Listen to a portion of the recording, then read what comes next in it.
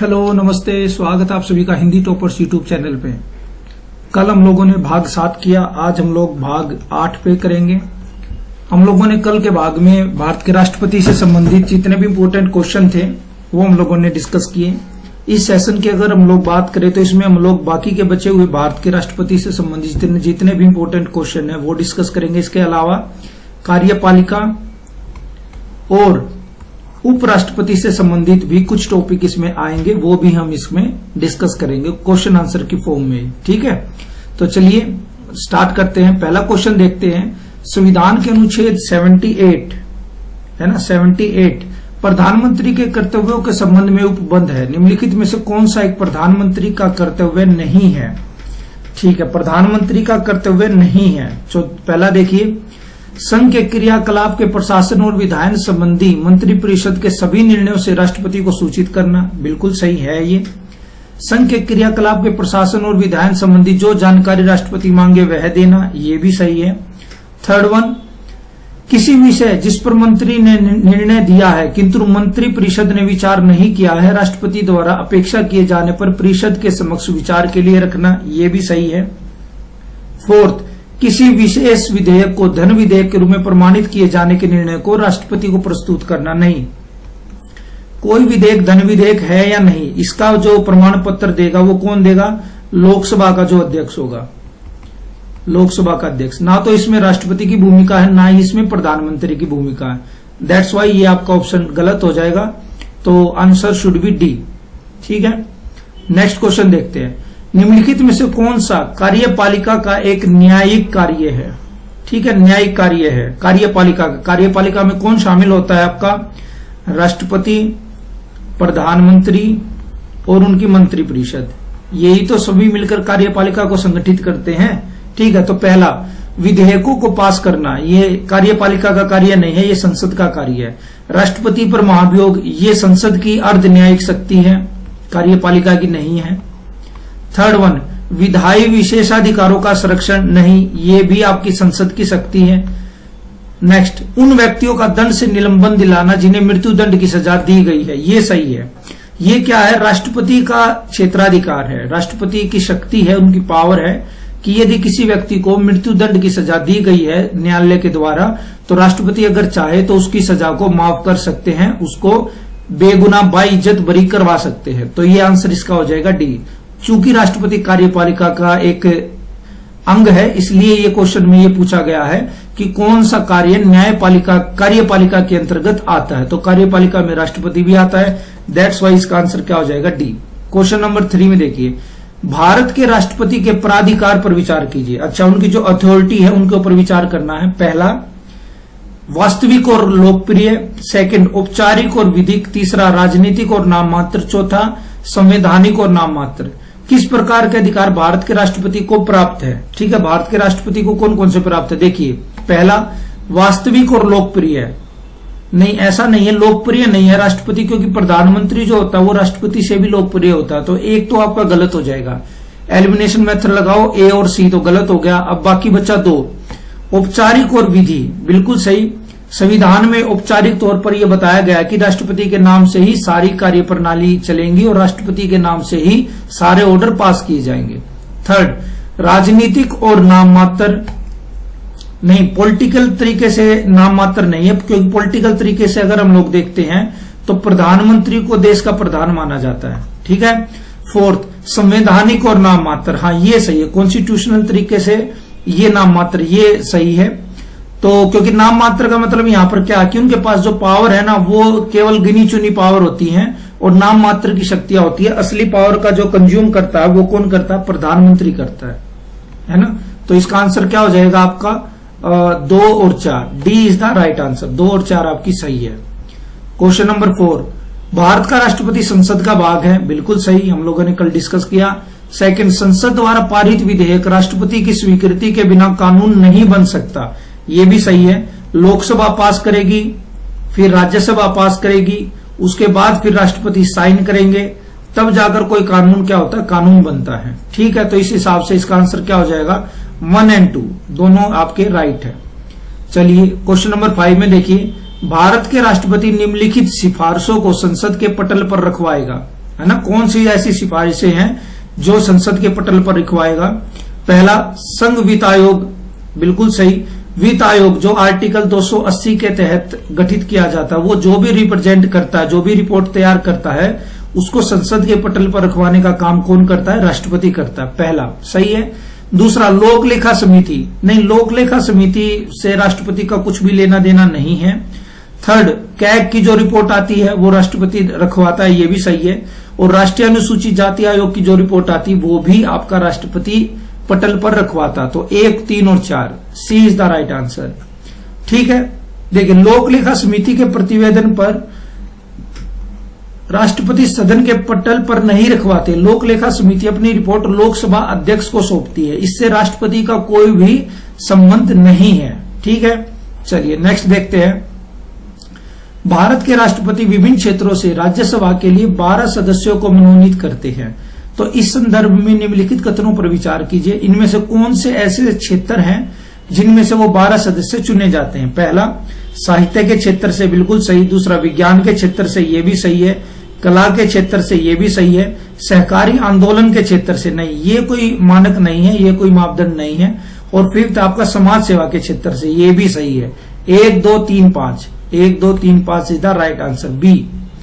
तो संविधान के अनुच्छेद 80 में उपबंध है कि राष्ट्रपति 12 सदस्यों को राज्यसभा के लिए मनोनीत करेगा। इसमें शामिल है आपकी साहित्य, विज्ञान, कला और समाज सेवा। सहकारी आंदोलन के क्षेत्र से राष्ट्रपति नहीं अपितु राज्य के राज्यपाल विधान परिषद के लिए मनोनीत कर सकते हैं। ठीक है, तो ऐसा नहीं है कि राष्ट्रपति कर सकते हैं, राज्यपाल भी आपके 12 सदस्यों को नॉमिनेट करते हैं राज्य विधानसभा में, राज्य विधान परिषद में। ठीक है, तो उसके अंतर्गत आपका सहकारी आंदोलन का क्षेत्र शामिल होगा। ठीक है, चलिए नेक्स्ट क्वेश्चन नंबर 7 पर देखिए। भारत के राष्ट्रपति के संबंध में निम्नलिखित कथनों पर विचार कीजिए। पहला, वह लोकसभा या राज्यसभा या दोनों सदनों को विघटित कर सकता है, समाप्त कर सकता है, डिसॉल्व कर सकता है। तो सर बिल्कुल गलत बात है, क्योंकि हमें पता है कि लोकसभा को तो विघटित किया जा सकता है, बट राज्यसभा आपका एक फॉरएवर और ना विघटित होने वाला, अविघटित होने वाला आपका सदन है। इसको कभी भी डिसॉल्व नहीं किया जा सकता, राज्यसभा हमेशा बरकरार रहती है। तो एक हो गया आपका गलत। दूसरा, वह लोकसभा या राज्यसभा के दोनों सदनों का सत्रावसान कर सकता है, बिल्कुल। जैसे हमारे संविधान में अगर हम लोग बात करें सदन के मामले में, तो 3 सत्र बुलाए जाते हैं। ठीक है, एक होता है ग्रीष्मकालीन सत्र, एक होता है आपका मानसून सत्र, और एक होता है आपका बजट सत्र। ठीक है, तो 3 बुलाए जाते हैं। तो 3 के मामले में जो अब ये गैप है, जैसे ग्रीष्म काल के बीच में और मानसून के बीच में ये जो गैप है, ये क्या होता है? इसको बोला जाता है सत्रावसान, है ना। एडजर्न कर दिया भाई, उसको कुछ टाइम के लिए सत्रावसान कर लिया। तीसरा, वह संसद की बैठक को कुछ घंटे, कुछ दिन, कुछ सप्ताह या अनिश्चित काल के लिए स्थगित कर सकता है। नहीं, स्थगित करने की जो ये पावर है ना, ये लोकसभा के अध्यक्ष के पास है ना, और राज्यसभा के मामले में उसके सभापति के पास है। राष्ट्रपति का उससे कुछ भी लेना देना नहीं है। That's why answer will be option number B. B is the correct answer. ठीक है, नेक्स्ट, भारत के राष्ट्रपति के संदर्भ में निम्नलिखित कथनों पर विचार कीजिए। पहला, कौन सा ट्रू है? मैं ट्रू देखना है। राज्यसभा और लोकसभा की बैठक को बुलाना, हाँ सही है। सेकंड, राज्यसभा और लोकसभा की संयुक्त बैठक को बुलाना, ये भी सही है। राष्ट्रपति बुलाता है अगर मान लो कोई विषय है जिसके ऊपर कुछ विवाद हो गया है और कोई फैसला नहीं हो पा रहा है, किसी भी प्रकार का आप डिसीजन पे नहीं पहुंच पा रहे, ना तो लोकसभा ना ही राज्यसभा, तो राष्ट्रपति क्या करता है? राष्ट्रपति दोनों सदनों को इकट्ठा करके उनकी एक संयुक्त अधिवेशन बुला सकता है और उसमें उस विधेयक को रखा जाएगा और उसमें जैसा भी बहुमत आएगा आपका, उसके आधार पर उसको पास या फेल मान लिया जाएगा। ठीक है, तो ये जो पावर है संयुक्त बैठक बुलाने की, किसके पास है? राष्ट्रपति के पास है। राज्यसभा और लोकसभा के संयुक्त बैठक की अध्यक्षता करना, नहीं, अध्यक्षता नहीं करता है, अध्यक्षता नहीं करता है राष्ट्रपति। तो that's why the answer should be B, C answer आ जाएगा। 1 और 2 आपकी सही है, क्योंकि अध्यक्षता करने की जो ये पावर है वो किसके पास है? वो लोकसभा अध्यक्ष के पास है। ठीक है, वो कौन करता है? लोकसभा अध्यक्ष करता है। चलिए नेक्स्ट देखते हैं। संघ की कार्यपालिका शक्ति का विस्तार, ये आपका आर्टिकल 73 में बताया गया है, बिल्कुल सही। संसद में राष्ट्रपति का अभिभाषण जब भी प्रथम जो सेशन स्टार्ट होता है, चाहे वो ग्रीष्मकालीन हो, चाहे वो मानसून हो, चाहे वो बजट सत्र हो, उसमें सबसे पहले जो स्पीच दी जाती है वो कौन करता है? वो अभिभाषण करते हैं राष्ट्रपति। ये हमारे आर्टिकल 86 में बताया गया है। संसद में राष्ट्रपति का विशेष अभिभाषण, ये आपका आर्टिकल 87 में बताया गया। तो इसके लिए आपका आंसर क्या हो जाएगा? 2 और 3 सही है। इसका मतलब जो फर्स्ट है, ठीक है, फर्स्ट आपकी क्या हो जाएगी? इसे पूछा क्या? सही सम्मिलित है, तो तीनों ही सही सम्मिलित है इसमें, तो सी इज द राइट आंसर आएगा। ये गलत हो गया है, यहां पर सी इज द राइट आंसर आएगा। ठीक है, चलिए, इसमें कुछ डेफिनेशन कुछ बताने लायक है नहीं, वो मैंने बता दिया है। अब देखते हैं, ये देखिए, ये इंपॉर्टेंट है। राष्ट्रपति की कुछ शक्तियां होती है जिसके अंतर्गत अगर किसी व्यक्ति को कोई सजा दी गई है तो राष्ट्रपति अगर चाहे तो उसकी सजा को माफ कर सकता है, कम कर सकता है, उसकी सजा का जो नेचर है उसको बदलाव कर सकता है। ये सारे काम राष्ट्रपति कर सकता है। तो पहला, क्षमा, दोषी सभी दंडादेशों, दंडों और निहरताओं से मुक्त कर देना, बिल्कुल, उसको बायजित बरी कर देना, बिल्कुल कर सकते हैं राष्ट्रपति। लघुकरण, दंड के स्वरूप में बदलाव कर कम कर देना। मान लो उसको 14 साल की कठोर सजा दी गई थी, है ना, कठोर सजा दी गई थी, तो मान लो उसको उम्र कैद दी गई थी, उम्र कैद दी गई थी, तो उसको क्या कर दिया? 14 साल की कठोर सजा। तो दंड के स्वरूप में बदलाव कर कम कर दिया। प्रतिहार का मतलब दंड की प्रकृति बदले बिना अवधि कम करना।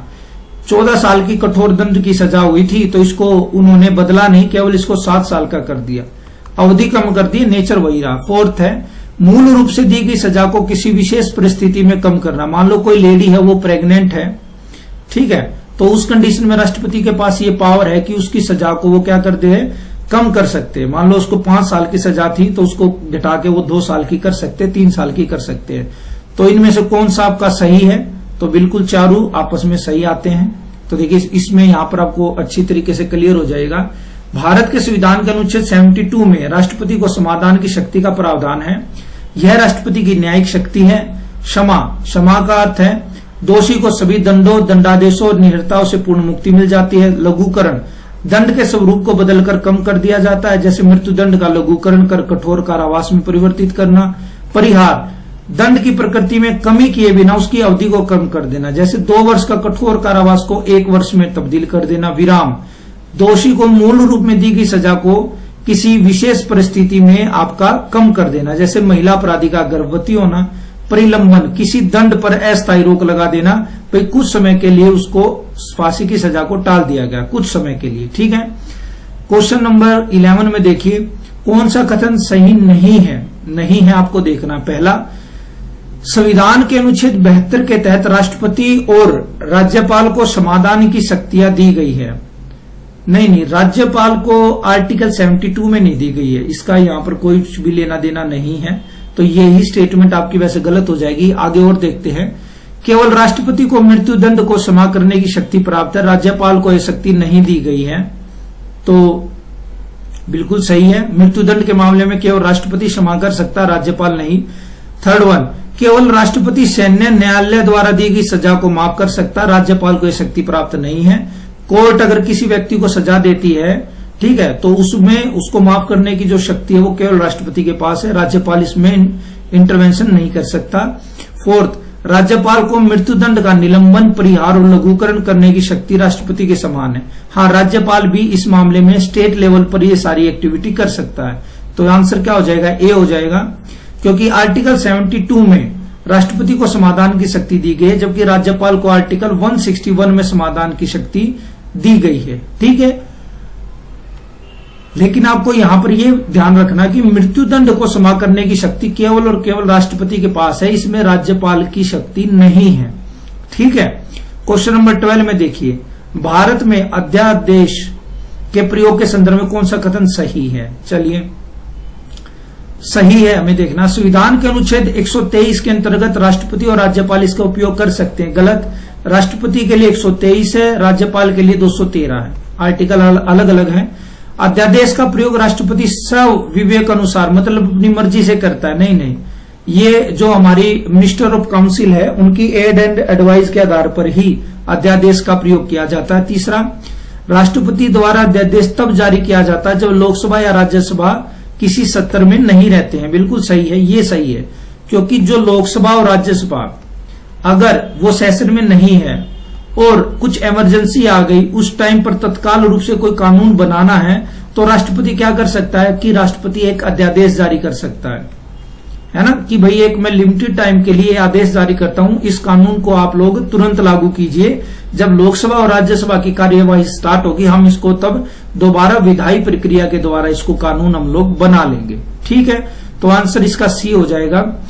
तो देखिए, इसमें अगर हम लोग बात करें तो राष्ट्रपति अध्यादेश की बात करता है और 213 में राज्यपाल बात करता है। स्वविवेक के अनुसार नहीं करते, अपितु मंत्रिमंडल की सलाह पर करते हैं। राष्ट्रपति उस समय को छोड़कर जब संसद के दोनों सदन सत्र में है, अध्यादेश जारी कर सकता है। भारत के राष्ट्रपति के अध्यादेश जारी करने की शक्ति अनोखी है, जबकि अमेरिका और ब्रिटेन में इसका प्रयोग नहीं होता। तो आंसर शुड बी सी आ जाएगा। संविधान के अनुच्छेद 123 में वही आपका अध्यादेश से संबंधित राष्ट्रपति अध्यादेश का प्रयोग करता है। इस संदर्भ में निम्नलिखित में से कौन सा कथन सही है? पहला, राष्ट्रपति अध्यादेश को किसी भी समय वापस ले सकता है। ठीक है, आगे, राष्ट्रपति का वही बल होता है जो संसद द्वारा पारित अधिनियम का होता है। अध्यादेश संसद के पुनः समावेत होने की तारीख से 6 महीने की समाप्ति पर प्रवर्त नहीं रहेगा। नहीं, 6 महीने नहीं। इन्होंने क्या कहा है कि मान लो कोई अध्यादेश जारी किया और उसके बाद आपकी संसद, जो आपकी लोकसभा और राज्यसभा है, उसकी कार्यवाही स्टार्ट होगी, तो उसकी स्टार्टिंग के 6 महीने तक वो क्या होगा, वो आपका वैलिड रहेगा। नहीं, ये 6 महीने नहीं है, ये आपके 6 सप्ताह है। 6 महीने नहीं, 6 सप्ताह आएगा। तो 3 आपका अगर गलत हो जाता है तो देखिए 2 गलत हो गया, बी गलत है, डी गलत है, तो 1 और 2 तो आपकी सही है। पहली स्टेटमेंट सही है, दूसरी स्टेटमेंट सही है। फोर्थ, संविधान में संशोधन हेतु अध्यादेश जारी किया जा सकता, नहीं, ये गलत हो जाएगा। अध्यादेश जो भी जारी होगा ना, वो सामान्य नियम कानून बनाने के लिए हो सकता है। अगर कोई ऐसा कानून है जिसके कारण आपका संविधान में कुछ संशोधन होने की संभावना है, तो उसको आप अध्यादेश के माध्यम से जारी नहीं कर सकते हैं। ठीक है, तो इसका आंसर क्या हो जाएगा आपका 1, 2 इज द राइट आंसर। 1 और 2 केवल इसके लिए सही है। देखिए, राष्ट्रपति द्वारा जारी अध्यादेश का जो जीवन काल है वो सीमित है। संविधान के अनुच्छेद 123 में उपबंध है कि अध्यादेश संसद के दोनों सदनों के समक्ष रखा जाएगा और संसद के पुनः समवेत होने की तारीख से 6 सप्ताह की समाप्ति पर प्रवर्त नहीं रहेगा। ठीक है, 6 सप्ताह के बाद वो लागू नहीं रहेगा, केवल और केवल ना कि 6 महीने की। उसका टाइम पीरियड कितना है आपका? 6 हफ्ते। ठीक है, नेक्स्ट देखिए, संविधान में संशोधन हेतु अध्यादेश जारी नहीं किया जा सकता। संविधान के अनुच्छेद 13 में विधि की जो परिभाषा दी गई उसमें इसे शामिल किया गया है। अतः अध्यादेश मूल अधिकारों को न तो छीन सकता है, न ही न्यून कर सकता और न ही उल्लंघन कर सकता है। अब यूपीएससी आपसे घुमाकर ये प्रश्न पूछ सकता है कि जो अध्यादेश होता है उसके द्वारा मूल अधिकारों में कुछ परिवर्तन किया जा सकता है या नहीं किया जा सकता। तो इसका आंसर आएगा नहीं किया जा सकता, क्योंकि मूल अधिकार में जब भी परिवर्तन होगा वो किसके माध्यम से होगा? संविधान संशोधन के माध्यम से होगा। और हम लोगों ने ऊपर ही डिस्कस कर चुके हैं कि जो संविधान संशोधन है आपका, वो किसके संविधान संशोधन को अध्यादेश के द्वारा नहीं किया जा सकता। ठीक है, नेक्स्ट देखिए, अध्यादेश जो है आपका भूतलक्षी हो सकता है, अर्थात पिछली तारीख से इसे प्रभावित किया जा सकता है, बैक डेटेड भी हो सकता है। आज अगर अध्यादेश कोई जारी किया, मान लो 19 तारीख है, तो आप कह सकते हैं कि 10 अप्रैल से भी इसको जारी किया जा सकता है। ऐसा नहीं है कि ये 19 के बाद 20 से ही जारी होगा। ठीक है, राष्ट्रपति को यदि समाधान हो जाए कि ऐसी परिस्थितियां विद्यमान है जिसके कारण तुरंत कार्यवाही करना आवश्यक है, तो राष्ट्रपति अध्यादेश जारी कर सकता, परंतु संसद का कोई एक सदन या दोनों सदन सत्र में नहीं होने चाहिए। ठीक है, चलिए, राष्ट्रपति के अध्यादेश जारी करने की शक्ति और राष्ट्रीय आपात से कोई संबंध नहीं है। अध्यादेश युद्ध, बाह्य आक्रमण या सशस्त्र विद्रोह ना हो तो भी जारी किया जा सकता है। ये एक सिंपल पावर है, इसको कभी भी जारी किया जा सकता है। इसके लिए कोई कंडीशन नहीं चाहिए कि भाई हमारे देश में युद्ध छिड़ा है तभी आप अध्यादेश जारी करोगे। और ये सबसे इंपॉर्टेंट है, यहां आप इसको याद रखिएगा, अध्यादेश के प्रयोग को न्यायालय में चुनौती दी जा सकती है। अब यूपीएससी क्या पूछ लेगा कि यदि राष्ट्रपति कोई अध्यादेश जारी करता है तो उसको आप सुप्रीम कोर्ट या हाई कोर्ट में उसको चुनौती नहीं दे सकते हैं, तो ये गलत हो जाएगा। ठीक है, भारत के राष्ट्रपति की पॉकेट वीटो, देखिए राष्ट्रपति को जो पावर दी गई उसमें पॉकेट वीटो जो होती है वीटो का मतलब क्या होता है? संयुक्त राष्ट्र में आपने ये शब्द कई बार सुना होगा, वीटो पावर। वीटो पावर का मतलब एक विशेष पावर का होना, कि भाई अगर मैंने मना कर दिया तो फिर ये काम होगा नहीं। जैसे चाइना कई बार वीटो पावर लगा देता अपनी, अब भले ही बहुमत ने उस प्रस्ताव को पास कर लिया हो, लेकिन अगर चाइना ने वीटो पावर का यूज कर लिया तो आप उसको पास नहीं करा सकते। ठीक है, तो देखिए वीटो, पॉकेट वीटो जो है वो क्या है? विधेयक को अनिश्चित काल के लिए लंबित रख सकता है। बिल्कुल सही है, विधेयक को एक निश्चित सीमा तक लंबित रख सकता नहीं, अनिश्चित काल के लिए रख सकता है। राष्ट्रपति के पास ये पावर है।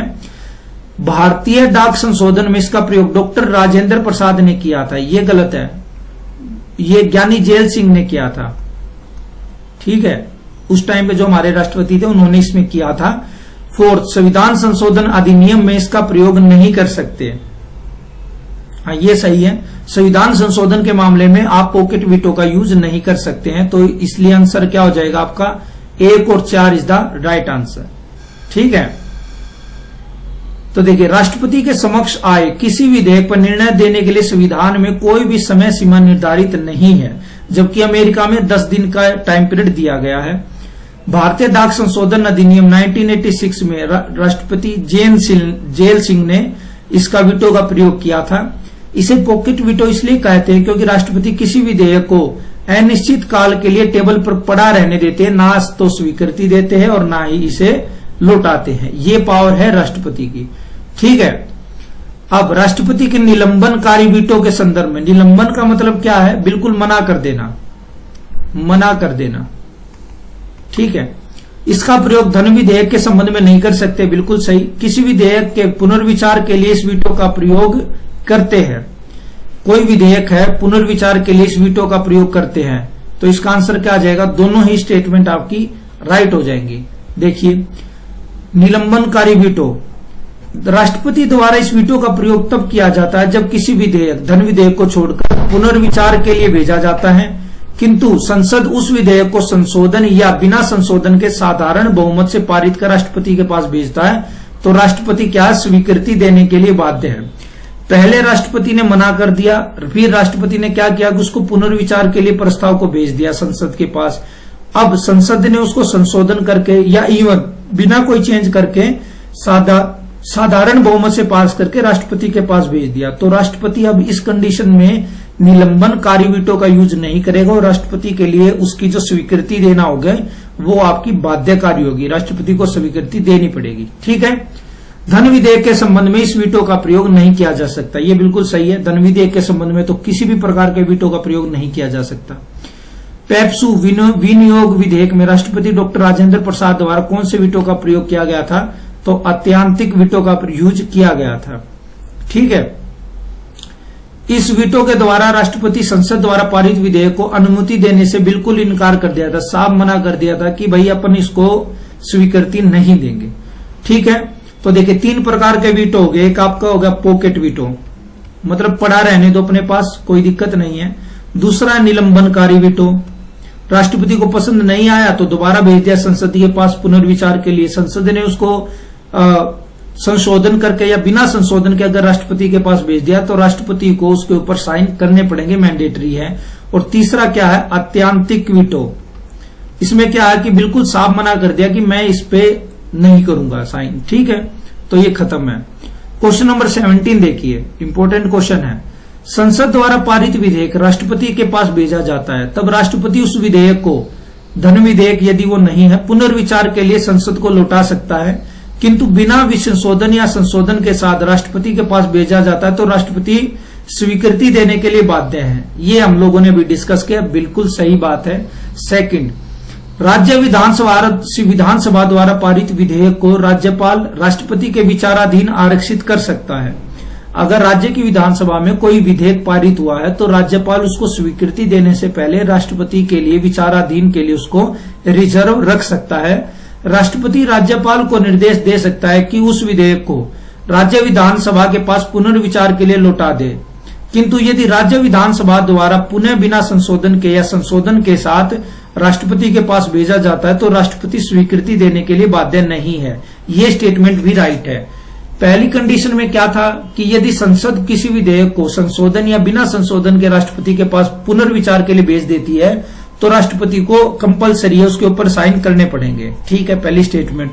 अब दूसरी स्टेटमेंट क्या है कि राज्य विधानसभा के मामले में यदि राज्यपाल किसी विधेयक को राष्ट्रपति के पास भेजता है विचार के लिए और राष्ट्रपति उसको दोबारा विधेयक को विधानसभा के पास भेज देता है और राज्य की विधानसभा उसको पुनर्विचार के लिए दोबारा लौटा देती है राष्ट्रपति के पास, तो इस टाइम पर राष्ट्रपति क्या स्वीकृति देने के लिए बाध्य होगा। तो ये गलत है, इसमें भी कोई कंडीशन नहीं है, राष्ट्रपति दे भी सकता है और नहीं भी दे सकता। तो दोनों स्टेटमेंट आपकी राइट हो जाएंगी। ठीक है, क्वेश्चन नंबर 18 देखिए, संविधान के अनुच्छेद 143 के संदर्भ में निम्नलिखित कथनों पर विचार कीजिए। इस अनुच्छेद के तहत राष्ट्रपति उच्चतम या उच्च न्यायालय से परामर्श मांग सकता है। राष्ट्रपति द्वारा मांगा गया परामर्श देने के लिए उच्चतम न्यायालय बाध्य है। नहीं, सुप्रीम कोर्ट ऐसा कुछ कंपलसरी नहीं, मैंडेटरी नहीं है कि राष्ट्रपति ने अगर कोई सुझाव मांगा तो सुप्रीम कोर्ट उसको दे ही दे। तीसरा, उच्चतम न्यायालय का परामर्श राष्ट्रपति के लिए बाध्यकारी है, ये भी गलत है। सुप्रीम कोर्ट भी कोई मैंडेटरी नहीं है कि सुप्रीम कोर्ट ने अगर कोई परामर्श दिया राष्ट्रपति को तो राष्ट्रपति उसको माने ही माने, ये भी गलत है। और पहला, आर्टिकल 143 जो है वो आपका सुप्रीम कोर्ट से संबंधित है, हाई कोर्ट से इसका कुछ भी लेना देना नहीं है। तो सर ये तो तीनों ही स्टेटमेंट गलत हो गई हैं। ठीक है, तो कोई भी राइट नहीं है। क्वेश्चन नंबर 19 देखिए, भारत के राष्ट्रपति के स्वविवेक की शक्ति के संदर्भ में निम्नलिखित पर विचार कीजिए। ठीक है, राष्ट्रपति के स्वविवेक की शक्ति के संदर्भ में पहला, अपनी मतलब राष्ट्रपति कोई भी जो शक्ति है उसका अपनी मर्जी से यूज कर सकता। पहला, समाधान की शक्ति। ठीक है, अध्यादेश जारी करने की शक्ति, ये तो हम लोगों ने डिस्कस किया कि ये तो केवल और केवल एड एंड एडवाइज, जो council of minister of council जो भी सलाह देती है उसके आधार पर ही अध्यादेश जारी किया जा सकता है। अगर एलिमिनेशन मेथड लगाया तो लीजिए आपका आंसर आ गया। 2 गलत कर दो तो कौन से बच गया आपका? 3, 4, 5। ये भी गलत, ये भी गलत और ये भी गलत। समाधान की जो शक्ति है ये भी आपकी मंत्रिपरिषद की सलाह पर ही यूज की जाएगी, इसमें स्वविवेक जैसी कोई बात नहीं है। थर्ड, विधेयक को आपत्तियों सहित वापस भेजना, हाँ राष्ट्रपति ये कर सकता है। विधेयक को रोक के रखना, पॉकेट वीटो, संसद को संदेश भेजना, ये भी कर सकता है। तो तीनों आपकी सही है, 3, 4, 5। ठीक, क्वेश्चन नंबर 20 देखिए, नए राज्यों निम्नलिखित में से कौन से विधेयक है जिसमें राष्ट्रपति की पूर्व मंजूरी या सिफारिश आवश्यक है? मतलब ये जो विधेयक है आपको संसद में रखने से पहले राष्ट्रपति की मंजूरी लेना आपके लिए मैंडेटरी है। तो पहला, नए राज्यों के निर्माण या वर्तमान राज्यों की सीमाओं में परिवर्तन। हम लोगों ने पहले के लेक्चर में डिस्कस किया था, कोई भी अगर नए राज्य का निर्माण किया जाएगा या जो वर्तमान में राज्य उसकी सीमाओं में कुछ परिवर्तन किया जाएगा, चेंज किया जाएगा, तो उसके लिए आपको राष्ट्रपति की मंजूरी लेना आवश्यक है। सेकंड, धन विधेयक, हाँ इस मामले में भी राष्ट्रपति पहले अपना मंजूरी देके रखता है। तीसरा, ऐसे विधेयक जो सही अर्थों में धन विधेयक नहीं है किंतु भारत की संचित निधि से व्यय करना पड़ता है। ठीक है, भारत की जो संचित नीति है, कंसोलिडेट फंड ऑफ इंडिया है, उससे अगर आपको कोई पैसा निकालना है, भले ही वो धन विधेयक के माध्यम से निकाले या ना निकाले, लेकिन संचित निधि से उसको व्यय करना पड़ेगा। तो इस मामले में भी राष्ट्रपति पहले से मंजूरी दे के रखता है। तो आंसर क्या हो जाएगा? Answer should B D. D is the correct answer. ठीक है, तो आपका ये जो है क्वेश्चन हो गए हैं। आज के सेशन में आपका इतना ही रहेगा। देखिए 30-30 मिनट की ये वीडियो बनाने का यही पर्पज है कि आपके सामने कोई ज्यादा बर्डन ना हो। अब बनाने को तो 2 घंटे की वीडियो भी बना दें, लेकिन उसका कोई बेनिफिट नहीं होगा। आप उसको अच्छी प्रकार से ना तो देख पाओगे ना ही कंज्यूम कर पाओगे। इसलिए छोटी छोटी वीडियो बनाने से यह होता है कि आपका एक तो क्विक रिवीजन हो जाएगा, ना ही आपके पास कोई ज्यादा वर्कलोड होगा और इजिली आप उसको कंज्यूम भी कर पाओगे और आप उसको रिवाइज भी कर पाओगे। ठीक है, आई होप आपको ये सेशन अच्छा लगा होगा। चलिए तो कल मिलते हैं आपसे एक नए सेशन के साथ। उसमें हम लोग और जो क्वेश्चन रह गए हैं राष्ट्रपति से संबंधित, प्रधानमंत्री से संबंधित, वो उसमें डिस्कस करेंगे। तब तक आप अपना ध्यान रखिए, खुश रहिए, पढ़ते रहिए। Have a nice day. Thank you very much.